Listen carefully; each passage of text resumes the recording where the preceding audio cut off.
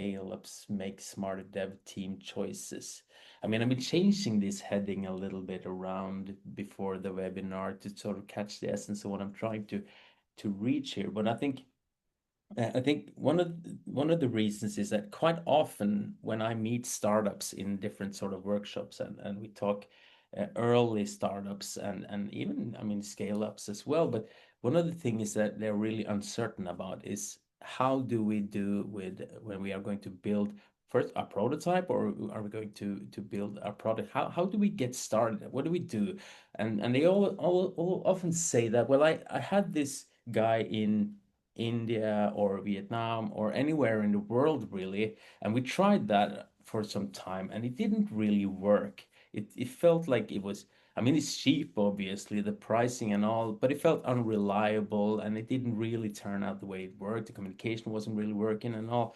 And then we hired some people, and that was really expensive, worked really well, and there were some things with that. And there's a lot of discussions going on back and forth with that. And I am no technical person myself. I'm no expert in the area, so I thought, okay, so we to try to answer these questions a little bit better, I brought in some people who actually hopefully know what they're talking about. So we will see if we can get some smart tips and tricks from Marianne and Alexey, and maybe I could chime him in somewhere as well. But I think we should just start by, I mean, 30 seconds. Marianne, who are you? What are you doing? And any spontaneous thoughts on this introduction?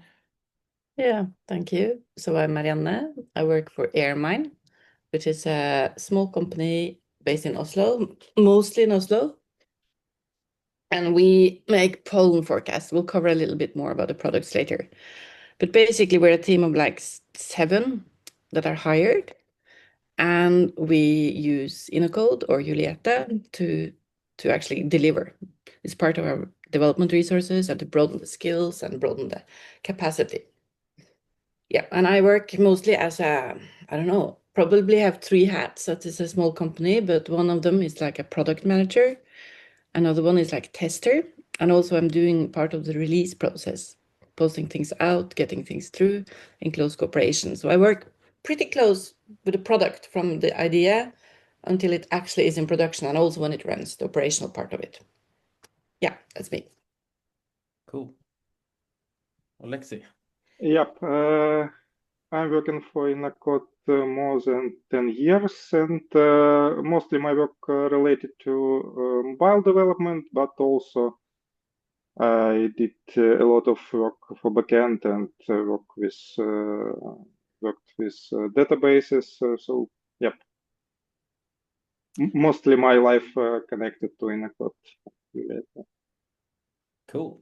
So let's start really quick by introducing Innocode. And Marianne mentioned Innocode, Alexey mentioned Innocode, and I have this huge Yulieta logo. So what is going on here, really? Well, so the thing is that Innocode is, as a company, we've done tech development a lot for, I mean, 15 years or so. And a couple of years ago, we wanted to sort of take this service department that builds products, digital products and solutions for other clients into Yulieta, which is a sort of, I don't know what we can call it. We can call it a sub-brand perhaps or something like that, but it's still Innocode. So that's why it's Yulieta by Innocode, and Yulieta is a service design department that are working with our other clients to help them build products and digital solutions. And the name Yulieta, where does that come from? I mean, that's close related to Alexey here as well. Is that the house you can see down there is actually in Lviv, Ukraine, and it's sort of our tech hub down there where we have, I don't know, is it 45, 50 people running around and making all of these fantastic digital solutions that we have. And another thing is that this Juliet idea sort of, we want to work with close to more sustainability products. We have a profile that are and a client base that are leaning towards the sustainability aspects in many ways. So feel free to check out julieta.eco for more on us and our clients and all. Yeah, but we're not here to talk about us really. We have another slide here that says Airmine Pollen, the app for people with pollen allergies. And with that, I would like to actually leave the word to Marianne and to guide us through a few slides. And you just tell me when you want me to click, and let's roll. Yep. So I'll try to sum up what we do in Airmine in some slides. So we deliver forecasts or risk analysis for pollen. We also actually do air quality, but that's quite recent. But we create content or pollen forecast or risk forecast for people that are allergic to pollen. And also we will expand more into air quality. So everything that comes in the air that may affect you is actually what we try to deliver a solution so that the users with our app will manage their everyday life better using our products. Yep, take next one, please. Yep.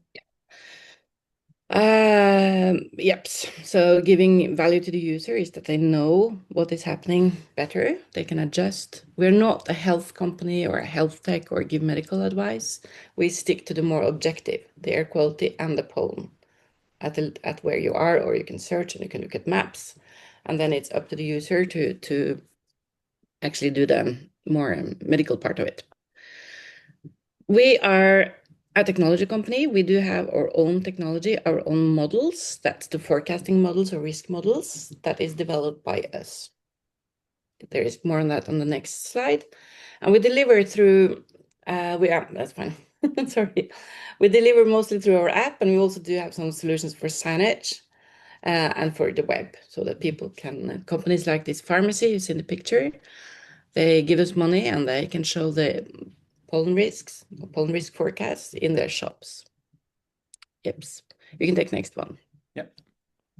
So this is a bit on the model. So the top kind of line describes the current way of measuring pollen, which is actually surprisingly hard. It's easy to measure particles in the air, but you do not know what particles they are, and more specifically, which pollen type. That is actually quite hard. It's not easy you may use image recognition and some other advanced methods to find out, is this grass, is this birch, but it's more difficult than you'll think. So a lot of the measurements in Europe and worldwide, they're still done by this manual method, where we have this sensor that sucks in air, the pollen grain sticks to a tape, the tape is sort of rolled forward, you take out the tape after a while, and you actually analyze and count the different pollen grains by hand. Or you could do see. Yeah. Is it really manually you sort of count? Yes, well, it depends. We know that quite a lot use the manual. There are also like semi-automated traps, but these automated traps that automate this process with image recognition, they're actually quite expensive. Yeah. So it is hard. So that means there are not a lot of measurements out there. There are some, but not like air quality, where you can buy a relatively cheap sensor and setup. That's easy to measure, but you don't know what's flying past your sensor. That's the tricky part. So this is a lot of the traditional, or let's say our competitors are using this method, or they could also, of course, use other methods, and then they give a forecast based on the counting. And the counting may then be a little bit back in time, because if it's manual or there is a semi-automated process, it takes time to get the values. And what we do is that we then access all, we try to take into account all available historical measurements. And we combine that with satellites to determine the vegetation. We made maps saying, okay, here a lot of birch is growing, here a lot of grass is growing. Some of the species, plants that people are allergic to, it's easy to look at images, and you can, maybe not easy, but it's possible to actually make density maps of the vegetation. And we combine that with the historical measurements, and also with current measurements, and with the weather and also topography. And I've made this forecasting model a bit like the weather forecasts that gives you like, okay, probability in this area for high levels, probability in this area for moderate levels. That's the red and the yellow you see there. And it's quite fine-grained. We're down to like 400 by 400 meters based on the vegetation and the weather, and to some extent also soil moisture that we use. Yeah, so this is our current model. Yeah, 40 by 40 we can do. We mostly do 400 by 400. And we're also constantly looking for methods to improve those forecasts. But we're not saying explicitly, we know there will be a lot of pollen. We're saying there is a risk of high pollen for an area or low pollen. So this is something that you could use some sort of AI tool for these days, probably, right? More to sort of... Yeah, we do use AI or machine learning for the image recognition. We've tried for the whole forecast, but there is too little data. So the results you get are not really trustworthy. For AQ, definitely we will do more AI. But in pollen, it's the limit of data, which you should be careful when you do it. Yeah, and we're global pretty much. So we cover Europe, US, some other Southern Hemisphere like Australia and South Africa and South America. Yeah, you can take the next one if there is no. Let's see. There we go. Yeah. Yeah. So I think from now on, we'll focus mainly on the app, which is one of the ways we present those risk forecasts. And this is the key kind of channel for the private consumer, for the allergic person or the one worried about air quality. They can download and use, and it contains maps, also with some routes for like running routes drawn in with profiles. You can search for different locations and get the forecast like 9 days ahead. And we also have this plugin to Strava. That's the screen with this that pops up that you can integrate from our app through this plugin, and you'll get pollen levels. And actually, as of yesterday, also air quality levels for the route you've been running or biking or walking. So we launched it. We've been going for a couple of years. I think for earnest, the pollen app started like last year, I'd say. And this year we added also like this, you can subscribe to get some money out of it. And we've seen around 100,000 downloads so far. We have approximately 750 paying customers, that's subscribers. And in the Strava integration, we're around 450, 500. Yes, and these are obviously numbers we need to scale. Also, we'll do different measures to get people in. We see that the conversion rate is okay when people get in. We get enough people that buy to make it like a viable business. And from the development side, it's made basically by Flutter. The development of the app is in Lviv. That's Alexey and some of his colleagues. And we are on a quite frequent release schedule. I'd say maybe at least once per month, often every second week, we release a new version of the App Store and to play. Yeah. So for people who's listening in, and maybe I've been working with tech people for quite some time, and every now and then I see a word that I don't really know what it is, and I pretend that I know it, but I figured now, like since we're here now, I figure I could ask, right? Flutter. What is that? Alexey, you'll have to answer. Yeah. You're muted. Yes, probably it's a better way for now to develop applications for both iOS and Android platforms, because previously we had to hire two developers or multiply developers by two, because we need to develop separately for iOS, for Android.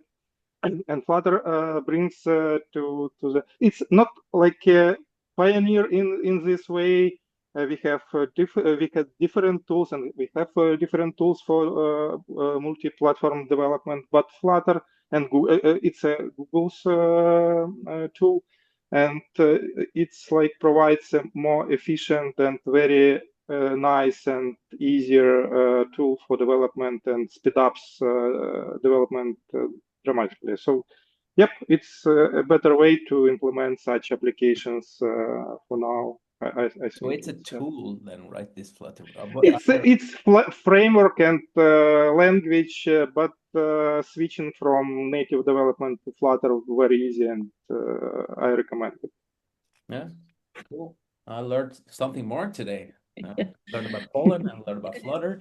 I mean, where is this going? Yeah. Stay here. We're going to move on, Marianne. Yeah, you can move on, please. Are you pollen allergic, by the way? I'm a bit allergic. I'm more allergic to other things. Yeah. But we do have half of the company, or one is really, really allergic. So she's a good kind of, canary bird if there is So pollen. you can go with the app and see. And we also have the company, actually, the idea started from one of the founders, or the founder. He has 2 kids, 2 young men that are allergic to a lot of things and also asthmatic. So they struggle, his children are struggling with these respiratory issues. So this was the starting point. Give me something to manage, and that they can manage what impacts. So it's for primarily things like asthma or pollen allergies. These are the groups of people we target, those who need to know or want to know more about things in the air that may impact how you breathe or perform. So as a startup, you've found a problem, right? Which is Yeah. one of the most important things about startups. You have to Yes, find a it problem, is. find a solution. And we absolutely, and we have done our mistakes and been a bit here and there, but now I think it's a good focus, because in the world of pollen forecasts, there are some national forecasts, like in Norway, and Sweden, and most of the European countries have their own national forecast. But it's limited to each country, and it's variable a little bit what they offer, how far they go, how fine-grained they are. And international, like bigger ones, there are a couple, but not many. And it may be maybe 1 or 2 we've seen that have their own model. And those models are also not like, they're not like, there's not like one clear winner out there, though. This is super duper. I think there is room to make a good product that can compete with those other commercial products. Yeah. Cool. Should we move to the next slide? Yep. And we'll have a look at your team. Yeah. Yes. So this is us. We're not so many, and like many other startups or small companies, we don't have a lot of money, so we have to spend them wisely. So that makes us kind of, by if we like it or not, you have to be efficient. And we have, of course, model development and satellite data processing, and also a backend that's run in Azure. And of course, this product management, testing, an app. We also do, of course, have marketing and sales and other parts, but you can tell from this my slides that I'm also an engineer. So I've focused on the more operational part of it, or like production close way of it. And what we use Yulieta or Unicode for is to get more development resources that know things that we don't know. So we don't have to hire, it replaces hires with some flexibility in the capacity and also access to skill sets. Not only the developer we use, but also the broader, that there are other people that know this that can help with questions or QA is more flexible. And the operation strictly is ours. We run the setup on the servers, both for the app and the backend part. The backend is where everything that feeds into the app, like the model. The model is the app. No, the backend, you could say. It gives results to the app that picks up. But you control that at your house, so to say. Yes, so that's in-house. The model is we own it. We take down the satellite data, we do the processing in the model, and that delivers results that the app can fetch and map. And this backend is ours. That's run completely by developers in Oslo or Trondheim. And we also have the main operational responsibility for the app, but here it's a bit joint, because we also have some operational support from Alexey in Viv and all the development. So this is a tight team to do the app development. This is where we meet. Yeah, you can take the next one. I mean, at some time when you started this, you started to grow or something, and you realized that, okay, we need to do something about our staff. Why didn't you just go out and hire in a lot of people? That's probably due to cost and stuff. We touch upon that later. But at what time did you actually start looking out to see that, okay, we need someone to help us, and how do you know which partner to choose? I mean, there's a lot of people out there doing That's a good question. So we always, I think, had in the back of our minds this need to go out to outsource parts of development, because of flexibility and access to competency. It's expensive to hire and can be difficult to get the right resource. It can be brilliant, but if you have the wrong person, it's less brilliant. And in some ways, we did have developers that were great, but they left for perfectly normal reasons. And then you don't have them. What do you do then? So actually, to get this stability, can be easier to do that in an outsourcing company or a company like Yulieta, who will provide continuity in the staff. And why and how do you know which one to choose? Yeah, I think that we chose you. It was partly a little bit a coincidence that we met up at some marketing events, and then we did some more investigations and decided that we should give it a try. So we started with a small, sort of a little test development in a smaller area to evaluate how does this work for both parts. And we found out, okay, this can work. And then we scaled up a little bit and put more resources in. So we went stepwise, also with you, Yulieta, as a company. But I think on the what to look for, I think is maybe the next slide, isn't it? Yeah. Let's see here if we can. There we Yeah. are. Yeah. So to the left is kind of the obvious. What you typically do look for when you decide to outsource. You want the flexibility that you can scale up and down with resources and capacity. And that makes it cost efficient because when you hire, you have their salary cost, whatever you do. And also that you can switch which competency you need and get access to a broader skill set. Because it does happen that we say, oh, we may need some hours, not on the app, but on this web React framework. Do you have anybody who knows that? Yes, they do. Okay, take some hours extra. So this flexibility, which is really hard to get when you have employees, or it's harder to get when you have hired people. It's well worth looking into, having a partner that can manage this part of it. And then to the more precise, when you choose company, my advice sort of would be the things on the right hand. So if you're a small company yourself, yeah, you may not want to go with a huge company. You become a very small fish in their customer pool. So it's often nice to work with somebody who has a comparable size or where you will be an important customer. And then we did like the Nordic ownership, not that it has to be Nordic, but that it's local, gives some level of trust and safety. We were also looking for like longer term partnerships, not like 10 hours and out. We wanted someone we could work with for a long time. Important. And then we want people that are skilled, of course, but not super dogmatic. Some people can be a little bit tied into this method. We only work this way. We like a little bit more flexibility so we can discuss what works best for us. And this must feel safe again, this level of, you have to sort of, it's almost like it's your own employees. I don't always think about Alexey as someone hired in another company because we work together really closely. So it must feel this, you must have this trust that things will be safe and that the other person wants the same as you. There's more on this on a later slide, actually. And also the next one is very important, getting this level of admin and processes right. You do need some admin. You need contracts to manage the capacity, etc., and costs. But you don't want too much because a lot of it, you can get stuck a little bit in this area. You do want to set the frames and the framework and agree, and then have it a little bit more flexible. So these are the things we looked for, that you sort of ticked all the boxes.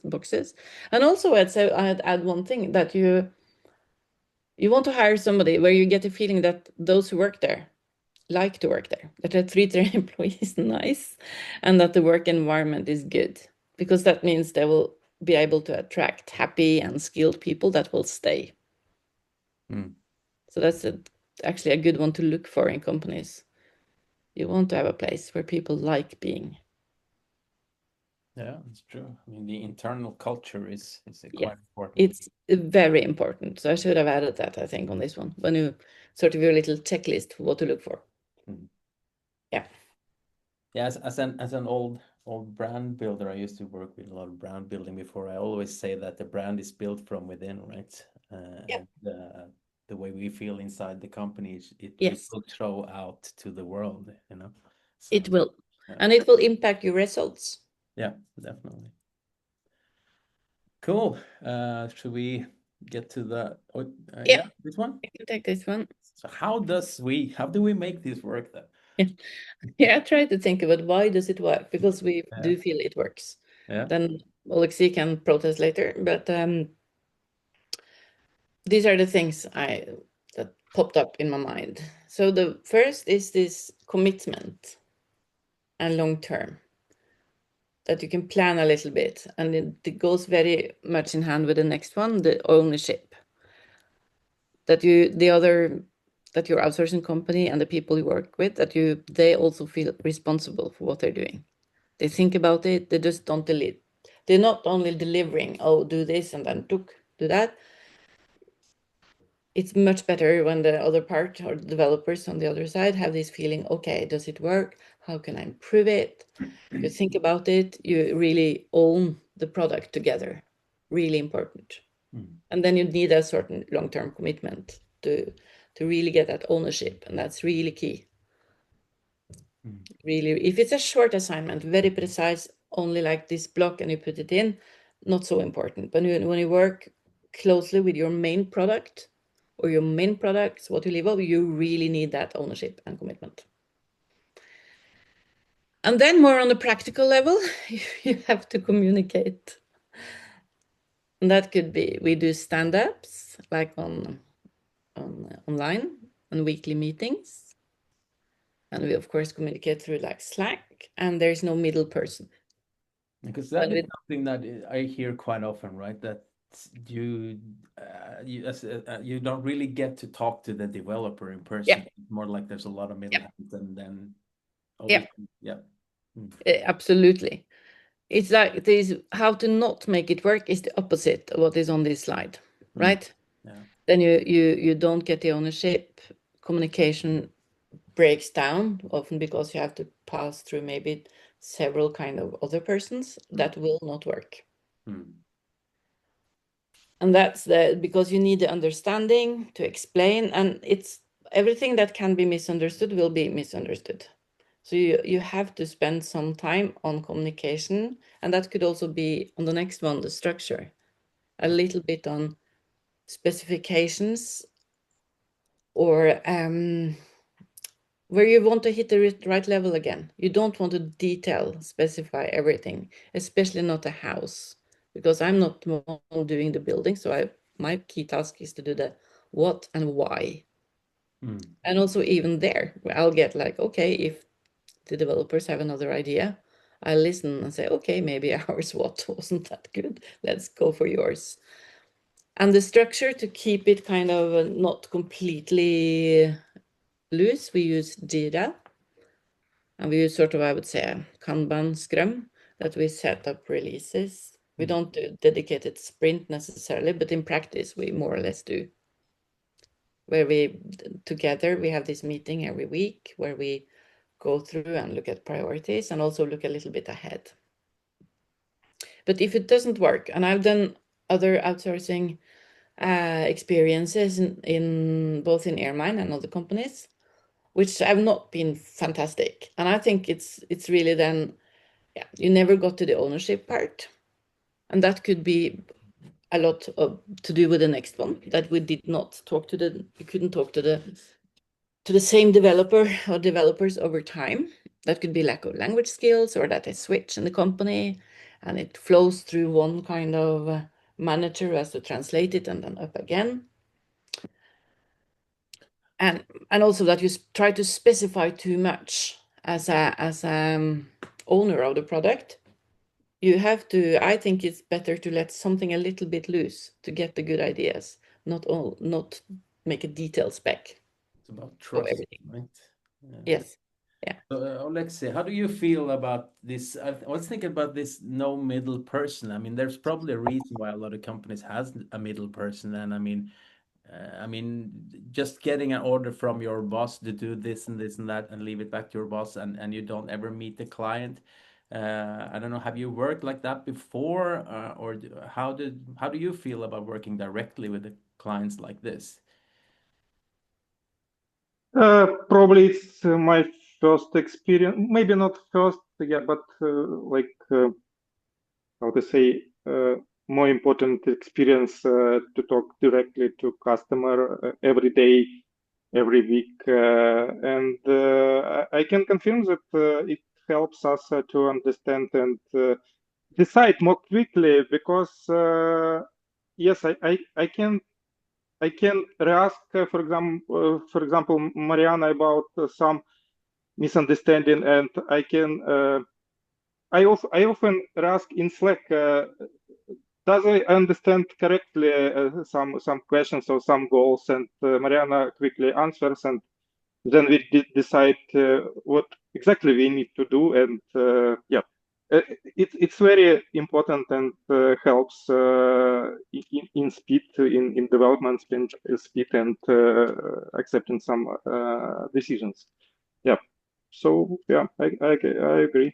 Yeah. It helps, but Mariana mentioned that in big companies, yes, it's probably the way they work because they have this structure and maybe not the lack of language for developers. They can speak directly. It's like a structure in big companies, but in Yulieta and in the code, we don't have so many managers to manage this communication, and that's why we mostly directly communicate with our customers. Yep.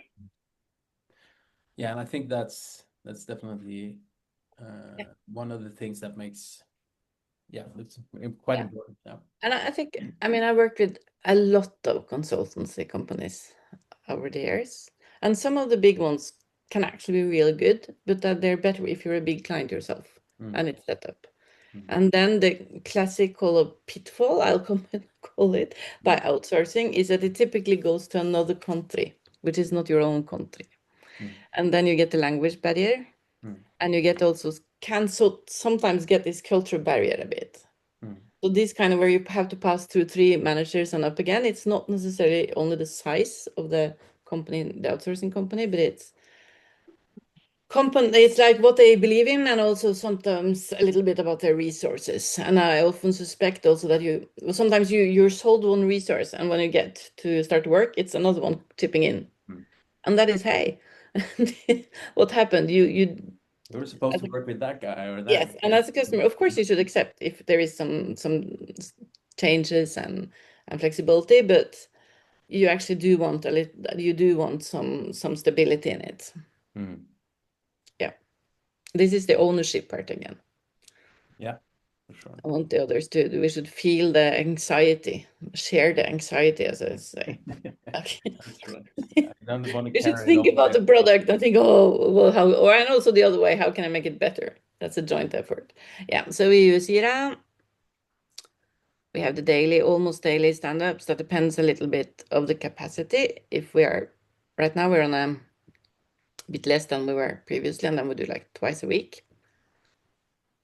And then we have this weekly planning meeting, and I think that has worked well for us. I don't know, we'll see what you say. Yeah. I agree. Yeah. And this is a meeting where we take time some weeks it's really straight on. Okay, we have this release, we need to talk. We need to plan the release. Go through and make sure we've understood, or a task we go through in details and show, because it's maybe not that easy to explain. And we bring in also like the backend part if needed in this meeting. But the other part of it is that we do a prioritization just to make sure, okay, are we right for the next weeks? What's on top? How much can we deliver? To plan a little bit and prioritize releases. But the other thing we do, not every week, but every other week or so, we actually look a bit ahead and see, okay, what's on our agenda like 3 months ahead or 6 months ahead. So to give, like Alexey or those who develop, a little feel for what is coming, and maybe start doing some research or think about how you develop things today to accommodate what comes. So this sharing of the longer goals and objectives is good. And we also share some KPIs. What are the users doing in the app? How many bought? So we get a feeling a little bit more than just this piece of code. It's a business, it's their users, and this is what we think will happen in the longer term. Yeah. And then, of course, we have QA, code reviews done in the code side and testing and a release process, but I'm not going into detail. Sweet. So far, so good. Yeah, I'm gonna do this one fairly quickly. I mean, these are quite important words, right? Flexibility, scalability, speed, and cost. And we sort of touched upon these, like what are, you know, the most, like when you're a startup or a scale up, which one is most important, and how do you prioritize between these things? I mean, speed, everyone wants speed probably, but that comes at a cost. And I don't know, Marianne, some quick reflections on this. You mentioned money earlier. I mean, That's often a given. that's a hard balance, right? Yeah, exactly. So you know how much you have. So that's often a starting point, a limiting point. Yeah. And then I think a clue here is this is not rocket science, is like many people do, is to think stepwise. To do this minimum MVP term, like you do the minimum viable product. So you do in little steps and you try to get it all the way out to the customers. You don't sit and do a big bang release. You try to chunk it up and get something out, because that will go faster and it will then probably not cost as much, and you may adjust. You get real experience. So we try to avoid having like huge releases. We really want to break it up and get it through, which helps with all those things on this slide. And I think that's, I mean, we're gonna go forward. We have still some few slides left, but I think that's I think that's a good word of advice here. Like if you're a startup, if you're scaling up or anything, keep it small, you know, make a small change and release it and make another change. I've been involved in projects myself that's been developing for years and years and years, and suddenly there is a strategic changing something and you realize, oh, we never actually even released anything. It was just building something that was never so yeah, I think that's we'll leave it at that. I'm just going to mention really quick then that there are sort of three ways to do work with companies like us or any other sort of expert digital development company is like the way we have split it up anyways is sort of like we have what we call a product partnership, is where we work very closely on the product development side. So we have our team working with your team, and obviously we develop and grow your product. It's very product focused. And obviously we are also there involved in sort of like not just building something useful, but also something that really sells, and having often involvement in the strategy and on design development and product market fit, like, and go to market at sometimes, that we are involved in discussing all of these things on a bigger level that's around the whole product. It's a long-term partnership model, and we sort of we fall or we succeed together in a big way. So that's sort of like the product team version of it. And then we have what we call dedicated teams. Outsourcing or maybe outstaffing is like where we have dedicated teams to a client who's building whatever, a system or a product or whatever, and they actually have their own team in Yulieta and in the code. So that's our team, and they are strictly working with this client in everything they do. They are not working with other projects. So it's more bigger companies going for models like this, and they might have some team their own, and they might have one team within the code or Yulieta working very close together. And then the third model is sort of on-demand services, like you want to watch a good movie, so we go to on demand on Viaplay or whatever, and you hire a movie for a while and you enjoy it, and then when you've seen the movie, it's over. But it's not exactly like that, obviously, but it's more like getting access to our developers and experts you need for a certain amount of hours, a certain amount of time to fix certain tasks, and yeah, so there are these three models, and I believe Marianne, you would probably be in sort of this model here, right? Like an expert consultancy on demand, or do you see yourself in any of the other? I think it's a kind of a midway between, because we do have this long-term, even if we don't have dedicated teams, it's a dedicated resource, which is a long-term commitment. So that's maybe not this one, but the other one. And then we combine, like we had this design improvement this summer. Then we hired more on demand. Okay, we need a designer to do this chunk of job, and then he or she is out again. So I would say we do a bit of both, and that's typical for experts, that you don't need all the time. It could be security, it could be design. It's quite common that you use this, pull them in when you need it, but it's and that may be all you need from an external company. But we also do, I would say, this longer term, partial dedicated team or something like that, partially dedicated resource. Yeah, because you've been having Alexey on board quite a while, right? And speaking of Alexey, from a developer's perspective, we heard a lot from Marianne here and some from me, and a little bit from Alexey as well. But could you tell us a little bit about your sort of side of things, Alexey? How did you get involved with Airmine in the first place, and talk a little bit about cooperation and how it all feels? Yeah, it happens maybe a little bigger than 1 year ago, in May last year. At the beginning, I was the second developer, and we started working together with developer from Airmine together, and I started learning system and understanding how it works and other stuff. Yeah.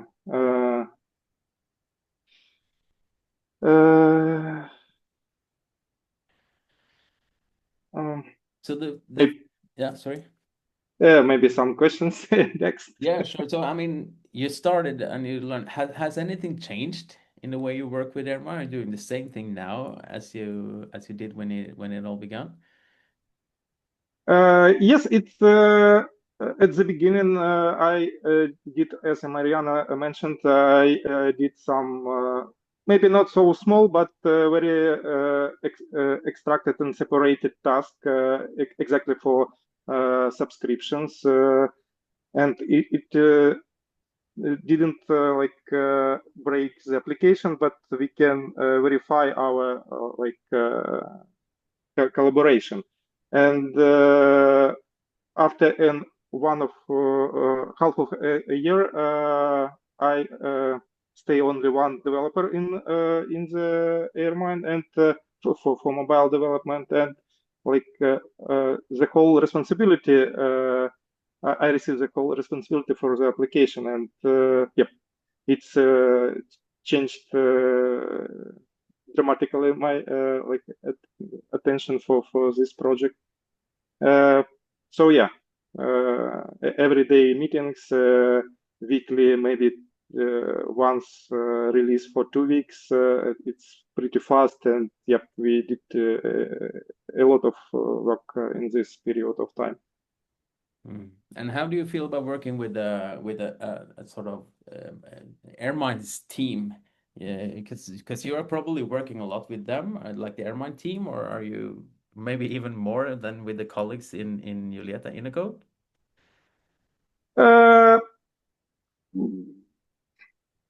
What I can say, it's very professional and very nice people, and I didn't have any problems with communication. They answers fast and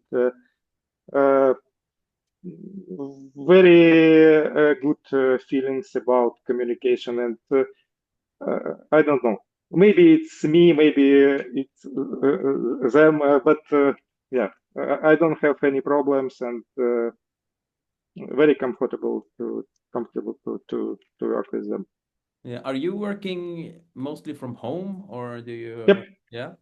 Yep. And how is that? Because I know that a lot of sometimes clients says that, oh, we found someone that could sit with us at our office and work with us face to face, sort of.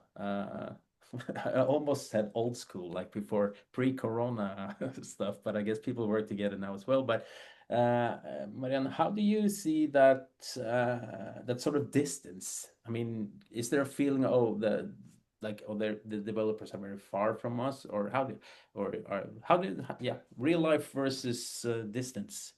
Yeah.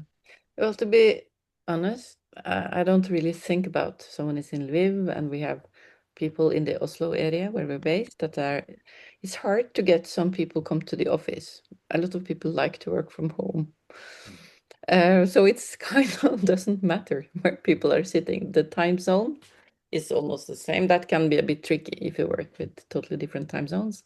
But as long as people have internet, it's and you're there at approximately the same times. It doesn't really matter if you're in Lviv or you're in the 5 kilometers away, which is one of the other developers. So I think this has changed a lot because now our own company, we don't meet that often. We meet, of course, every week, but we don't sit together all days. And I think this is fairly typical. And then sometimes it would have been nice. There is a war ongoing, which limits things, right? So I think without it, we would have arranged to meet physically, like to know each other a little bit. But for the daily or the regular work, I think we've all become better working remote than we were. Yeah, we even get the Teams app going after a few restarts and updates and downloads and blah blah blah blah blah. Yeah. All right, time is running. We have some more minutes, obviously. Alexey, how distance working, real life? Do you feel it works? Do you agree with Marianne? Sorry, real life? Agree with Marianne? This whole Yeah. I want to say that even before COVID, we doesn't work closely with our customers because we sat in Lviv. But yes, we had maybe for some customers we had bigger teams and we sat sit in Yulieta and work together, but not with close with our customers. It always was like a distance communications and. Yeah, so it's not so much changed after COVID time, and we probably mostly used to work in a distance with customers, and probably it's helped like to be in quiet environment and work efficiently. Yep. Yeah, and I totally agree with you guys. And also, Marianne, as soon as the war is over and everything, then we should definitely arrange to meet up every one of us, right? Okay, so time is flying, but I mean, we can't do a webinar these days without saying the words AI, right? We need to talk about AI but only a few seconds. Alexey, do you use any AI tools in your work, or have you implemented any AI in Airmine, or what? How do you feel about this AI thing? Exactly, application doesn't use any AI like tools inside the application because, as Marianne mentioned, they use AI on the backend side, and application just receives this information, prepared information. But yes, I use for development Copilot in IDE and. Yeah, and it helps me a lot. It improves my efficiency, and yep. And we are planning to discuss and maybe agree that we will use some AI tools even more. So it's in discussion, yes, and probably it will. So amount of AI in our life and work, I think it will be increased. Yep. Yeah. I think we'll just stop the AI discussion there because there's probably a long way to go because Yep. we're running out of time. We were planning to show you a little bit on the app, but I think, Marianne, can anyone download this app anywhere they are in the world? Yeah, they Yeah. can. So it's an app store and play. It's called the Airmine Pollen app. So go ahead, try it. And in most countries, you can also buy the premium subscription if you feel the need to get a really, really good pollen app. So it's out there, Airmine Pollen. Airmine Poland, people go out there and search for it because we need to round this up, and I have this last sort of slide here, which is what is the single most important ingredient? The one thing that absolutely must be in place for this kind of collaboration to work. I mean, you have to pick a word or maybe two. Maybe we should start with Marianne. What is the key to all of this? Noel, yeah, I can start. I have two candidates. One is trust, the other is ownership. Yeah, I don't know which one to choose. I'll say those two. And they kind of merge a bit, right? There's no, I mean, you to have ownership builds trust, and trust builds ownership, and so yeah, it's sort of like a infinity symbol. What do you say, Alexey? Totally agree. Trust leads us to ownership, and without it, it's hard to be responsive and feel the product and be worried about product. And so trust and ownership, agree. Yeah, I totally agree. And I mean, if you have trust and you have ownership, it makes it more fun to go to work as well, right? There is a mutual respect and all. And I think it's quite interesting, sort of to round this up, is that we aren't talking like kind of hard things here, like building, coding. It's very technical stuff, and it's systems and everything. And when we sum it all up, like what is the most important things, we are getting very soft and emotional, right? We talk about the feel for the product, and we talk about the word, we're talking about sort of sharing the anxiety, and we're getting sort of soft and very feely, and the trust and the ownership. And I think that's quite interesting because that is, I mean, you have the machines, you have the techniques, you have the coding, you have all that stuff, but what is really is about, I guess, it's the people, right? And then the work we do together, and building something that is, I mean, sustainable over time, and that is built through trust and ownership. I think that's beautiful. Perfect. We have a new webinar coming up in a couple of weeks that is with Vidar Ulset. He's some sort of associate professor. He has a long title on LinkedIn, so you should search for Vidar Ulset and you will find him there. He's involved with Norges idrettshøyskole, like the Norwegian School Sports Science or something, and he's also involved with University Hospital of Oslo and such. And he is a psychologist, and he has a startup called Taylor Ed that we have helped him out with. That he's a startup, very early startup, and we will talk a lot about this life as a startup, how we got the idea, and how we starting building the MVP together with us in Yulieta. And you should also sign up for our newsletter, Finally Monday. You will find that on yulieta.eco. And any final words, Marianne? It's been nice working with you. We enjoy it, and I think you have to like people also. This is more of the soft stuff. Yeah. Of course, you have to know your stuff, your hard stuff, but I think it's really important that you actually like each other and like working together. Alexey, you will have the final word. Yeah, I maybe want to say that don't afraid to join outsource companies and or work with outsource company. We can help in development and progress with startups. Sweet. That's awesome. Feel free to get in touch with us any way you want. And most importantly, I guess, is to go to your phone, your app store, and check out the Airmine app, right?